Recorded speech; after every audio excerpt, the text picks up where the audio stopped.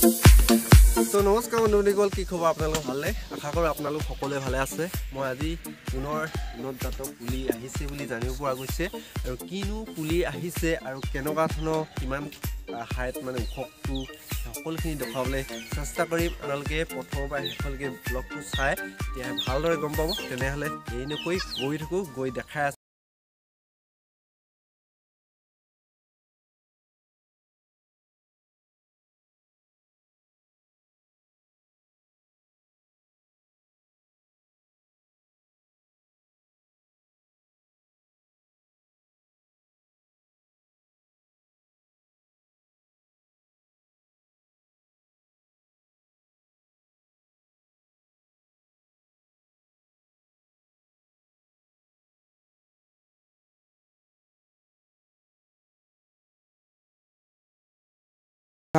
মই কিনি লৈ যাম দেখি আহক এফালে আহি যোৱা চাওক, এইবিলাক নতুনকৈ আহিছে আম পুলি, এইবিলাক বগৈ আমাৰ দাদা।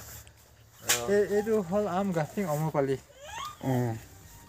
আৰু অমৰপালি আমৰ এটাই বিশেষত্ব, ই প্ৰতি বছৰে ফল দিয়ে। যেতিয়া ফল লাগিব ড্ৰপ নহয় মানে ইয়াত। আৰু কিমান পুলি ইয়াত মোৰ 200 পুলি এতিয়া আহিলে, আৰু আহি আছে। যদি আপোনালোকে বিচাৰে বেছিকৈ বগৰী পুলি আছে, 1000মান আছে তিনিটা ভেৰাইটি ন। ফায়াৰ গ্ৰীণ আছে, বল সুন্দৰী আছে, তাৰপিছতে কাশ্মীৰ আপেল বা যিটো ৰঙা সেইটো আছে। কালাৰটো মানে আপেলৰ মতে দেখাই নহয় জানো, সেইটোকে কাশ্মীৰ আপেল বাৰ বুলি কয়। লিচু আছে যিটো চিডলেছ তেজপুৰৰ। তেজপুৰৰ চিডলেছ যিটো পুৰা মিঠা মিঠা। ফল মূলৰ পুলি ৰোৱা অসমত উপযুক্ত সময় হ'ল ফেব্ৰুৱাৰী মাহৰ লাষ্টৰ পৰা এপ্ৰিল মাহলৈকে। আৰু এবাৰ কি হ'ল, আমাৰ তিনিচুকীয়া জিলাত ফল মূলৰ খেতি কৰিব পৰা কৃষকসকলে এবাৰ এটা সুযোগ পাইছে, কেলৈ বৰষুণটো আগতীয়াকৈ দিলে আৰু মাটিখিনি পুৰা মানে গছ গছনিত লগা নিচিনাকৈ টিকি গ'ল। গতিকে আগতীয়াকৈ যদি ৰুৱে তেতিয়া আমৰ গছটো ভাল হয়, আৰু বগৰী যদি এতিয়া ৰুই দিয়ে তেতিয়াহ'লে 8 মাহত আহিব।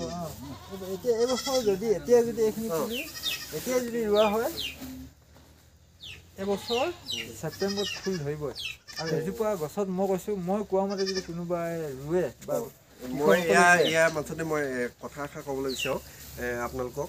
যদি আপোনালোকে বগৰী পুলি ৰুম বুলি ভাবিছে বা লগাম বুলি ভাবিছে, তেতিয়াহ'লে এইকেইদিনতে আহক। আপোনালোকে এপ্ৰিল মাহলৈকে ৰোৱা হৈ আছে। কেনেকুৱা ধৰণে ৰুব লাগিব, কেনেকুৱা ধৰণে ৰুলে গ্ৰ' হ'ব, মানে গোটেইখিনি এই দাদাজনে আমাক বা আপোনালোকক শিকাই দিব আহিলে মানে। আৰু এতিয়াও আপোনালোকক দুই এটা ফুলমূলকৈ কৰি থ'ব, যদি পুলিও লৈ যাওক। আৰু লগতে আপোনালোকে দিনে দিনে আহি দাদাৰ সৈতে গোটেইখিনি প্ৰচেছ জানি লওক। মানে গোটেইখিনি জনাৰ পাছত আপোনালোকে নক'ব যে এই পুলিটো বেয়া আছিলে বা পুলিটো এনেকুৱা ধৰণৰ হোৱাৰ কাৰণে ফল নালাগিলে, সেইবিলাক আপোনালোকে নক'ব। কিন্তু গোটেইখিনি যদি জনাৰ পাছত নালাগে, তেতিয়াহ'লে দাদাক ক'ব পাৰিব। কাৰণ কেলৈ এইটোৰ ওপৰত বহুতখিনি জ্ঞাত মানে এই খেতিৰ ওপৰত। সেইকাৰণে মই আপোনালোকক কৈছোঁ। বেগত মনে ছিঙি ল'লা নেকি? এইটো মালিক আছে? ওচৰত আছে ন? মই ভাবিছিলোঁ মনে বেগত ছিঙি ল'লা নেকি বুলি।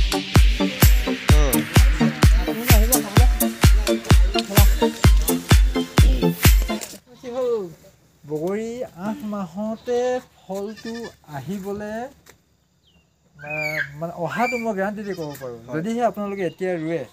কেলৈ আপেল বগৰী যিবোৰ গ্ৰাফটেড পুলি আছে, সেই পুলিবোৰ এতিয়া যদি ৰোৱা হয়, ইয়াৰ গ্ৰ'থটো ভাল হ'ব।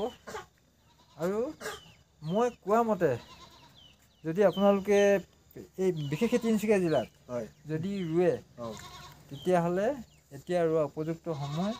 আৰু এতিয়া যদি কোনোবা কৃষকে ৰুব বিচাৰে, তেতিয়াহ'লে যথেষ্ট সময় পাব। যিহেতু আজি ফেব্ৰুৱাৰী মাহৰ আৰু আধা সময় পাব, তাৰপিছতে মাৰ্চ মাহটো পাবই, এপ্ৰিলটো পাবই, গোটেই হেৰিটো।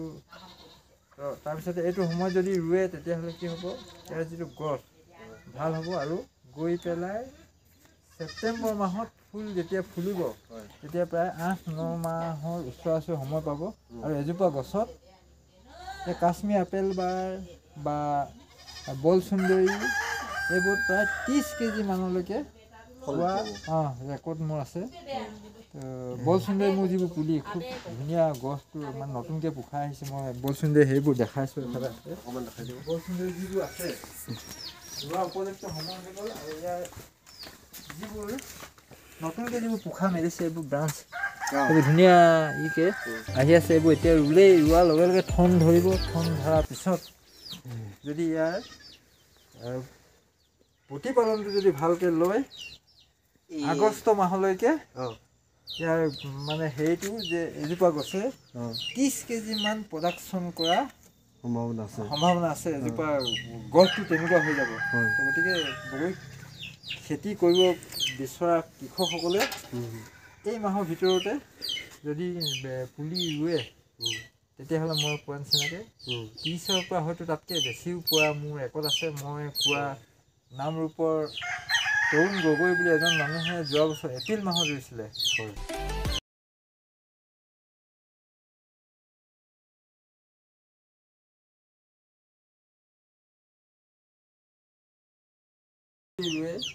মই মানে ডাঠি ক'ব পাৰোঁ 30 কেজি আমাৰ তিনিচুকীয়া জিলাৰ বা ডিব্ৰুগড় জিলাৰ কৃষকসকলে পাবলৈ সক্ষম হ'ব। পুলিটো মানে কিবা ৰোৱা চুহাঁহ বা কিমান যিটো জৈৱিক সাৰ 14 ইঞ্চি মিনিমাম 14 ইঞ্চি গাঁতটো কৰিব লাগে। 14 ইঞ্চি গাঁতটো কৰি মানে পুলিৰ পৰা পুলি দূৰত্ব 8 ফুট আৰু শাৰীৰ পৰা শাৰী দূৰত্ব 10 ফুট হ'লে আমাৰ ইয়াত ভাল হয় বা নামনি অসমৰ লগত আমাৰ সেইটো নিমিলে। তো মই নিজে ৰুই পেলাই যিটো পালোঁ আৰু গাঁতবোৰ 14 ইঞ্চি দ আৰু কমেও 12 ইঞ্চিমান ব্যাসাৰ্ধৰ গাঁত কৰি পেলাই তাৰপিছতে 14 ইঞ্চি খান্দি পেলাই আকৌ 6 ইঞ্চি কিন্তু আকৌ ইনফিলিং কৰি দিব লাগে মাটিটো তাৰ ওপৰত কম্পোষ্টটো দিব লাগে ভাৰ্মি কম্পোজে হওক বা লিফ মলে হওক বা গোবৰে হওক সেইটো দি পেলাই বাকী যিবোৰ হয়তো কিছুমানে অৰ্গেনিক কৰিব বিচাৰে অৰ্গেনিক কৰিব বিচাৰিলে ৰাসায়নিক সাৰটো মই দিবলৈ নকৰোঁ। কিছুমানে ৰাসায়নিক পদ্ধতিৰে কৰিব বিচাৰে তেতিয়াহ'লে SSP ইউৰিয়া MOP সঠিক পৰিমাণত দিব লাগিব তাৰপিছতে বৰাক্সটো দিব লাগিব। গতিকে সেই হিচাপত এই বতৰত যদি ৰুৱে নিশ্চয় ভাল ফল পাব। তাৰপৰা যেতিয়া গ্ৰ' হৈ আহিব কেনেকৈ গম পাম আমি যোনবিলাক মানে পেলনীয়া ডাল ঠেলিঙলি ইয়াৰ তলৰ এইটো যিটো এইটো গ্ৰাফটিঙৰ জইন ইয়াৰ পৰা এইটো হ'ল ৰুট ষ্টক এইটো হ'ল উন্নত জাতৰ যিটো এনেকৈ এই পুলিটো হ'ল বল সুন্দৰী এই যিবোৰ তলৰ পৰা এই সীমাটো তলৰ পৰা যিবোৰ ওলাব আৰু ইয়াত কাঠ থাকে সেইবোৰ ভাঙি পেলাব লাগিব যেনেকৈ সেই ভাঙি নহ'লে আকৌ কি হ'ব ৰুট ষ্টকৰ মানে যিটো ডাল হ'ব গা গছ হ'ব সেইটোৰ পৰা এই সেইটো নাপাব বল সুন্দৰী বা লাভ নাইকিয়া হ'ব। গতিকে ইয়াত মই কিছুমান জেগাত আছে দেখাই আছোঁ এইবোৰ এইটো যে সেই পাতটো এইটো আচলতে ৰুট ষ্টকৰ এইটো কাঁইট আছে ইয়াৰ লগত নিমিলে এই পাতটো মিহি এইটো কাঁইট আছে এইবোৰ আচলতে এৰাবলৈ থাকি গৈছিলে এইবোৰ এৰাই ল'ব লাগে। এইটো এই গ্ৰাফটিঙৰ তলৰ এইখিনি চাই থাকিব লাগে।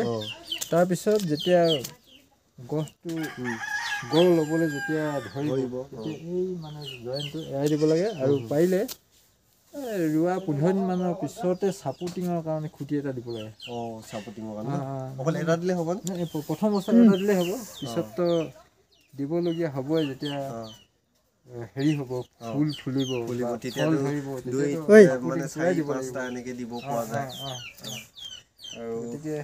গতিকে আপোনালোকে গম পালেই গোটেইখিনি দাদাই কৈ দিলে। যদি কোনোবাই আগ্ৰহী কৃষকসকলে মোৰ ওচৰলৈ আহে আৰু আপোনালোকে যদি ব্লগটো চাই আছে স্ক্ৰীনত দি দিছোঁ নাম্বাৰটো সেই নাম্বাৰটোত কল কৰি আপোনালোকে সুধিব পাৰি আৰু সেই নাম্বাৰটো যেতিয়া তেতিয়া নহয় দাদা